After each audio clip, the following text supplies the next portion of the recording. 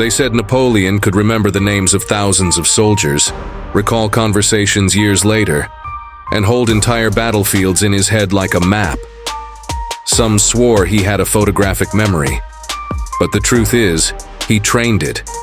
And the same methods he used to sharpen his mind are techniques you can still use today. Repetition and mental replay.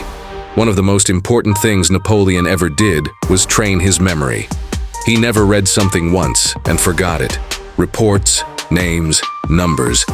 He circled back to them again and again, sometimes speaking the details out loud. And after meeting someone, he would mentally replay the encounter in the most detailed way possible. Their face, their name, even the smallest gesture. That simple act of reviewing it in his mind made the memory stick. You can do the same. After meeting someone or learning something new, pause for a moment and replay it in your head. The more detail you recall, the stronger the memory becomes. Association with features.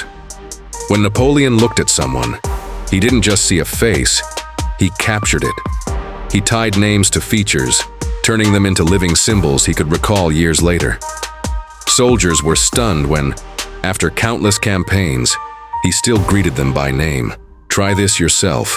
When you meet someone, link their name to something unique, their hair, their voice, or even an expression. The brain remembers hooks, not floating names.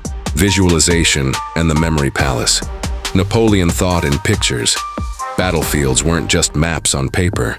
They were vivid landscapes in his imagination. He could walk the hills, trace the rivers, and see the movement of troops as if he were already there. But he didn't stop with geography. Even dull lists became journeys. Villages became steps on a march. Numbers became part of a scene he replayed in his mind. That's the memory palace, turning details into a story or a path you can walk through.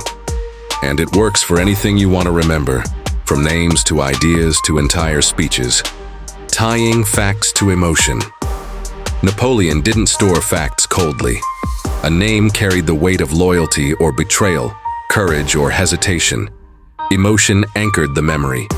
You can do the same by tying information to why it matters.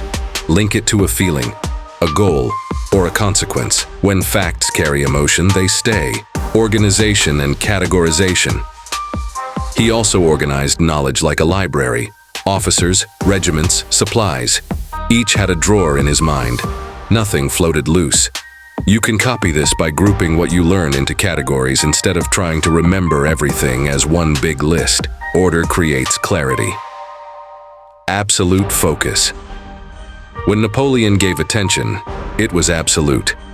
Witnesses said his gaze drilled into you, as if he was carving you into memory.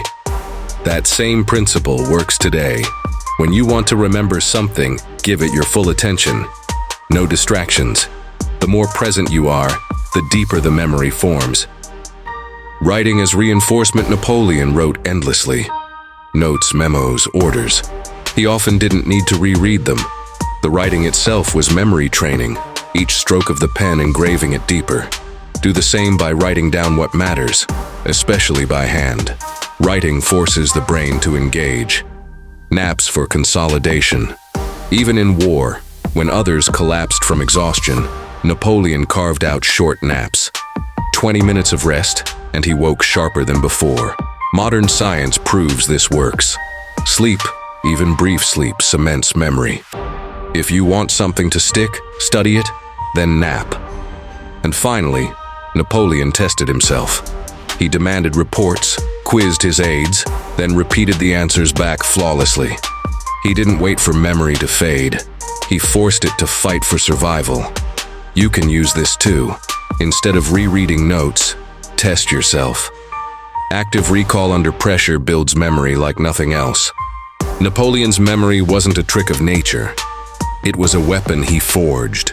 Repetition, association, visualization, emotion, organization, focus, writing, rest, and testing. Each sharpened his mind until it became one of his greatest advantages.